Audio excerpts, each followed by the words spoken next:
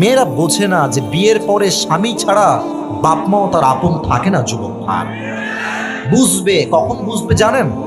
যখন তালাক হয়ে যাবে, বাপের বাসায় যাবে, মেয়ের মা তো আর এক বদমাইশ সব জায়গাতে, বেশিরভাগ জায়গাতে।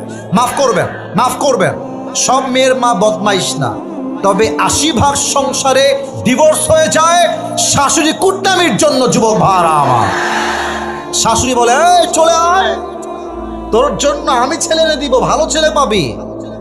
মেয়ের গায়ে ডিভোর্সের দাগ লাগলে তার সতীত্ব এবং সম্মান সমাজে নষ্ট হয়ে যায় যুবক। এর জন্য বোনেরা আমার, শিক্ষা নেন ফাতেমার জীবনী থেকে। হাজার ঝগড়া হবে, হাজার মারামারি হবে, স্বামী হাজার গালি দিবে, তবুও স্বামী আপনার আপন, দুনিয়ার কেউ আপনার আপন নয় যুবক ভাড়া, ঠিক কিনা বলে? আল্লাহ মেয়েদেরকে, যুবকদেরকে, মুরব্বীদেরকে বোঝার তৌফিক দান করুক। পরের সবাই আমিন।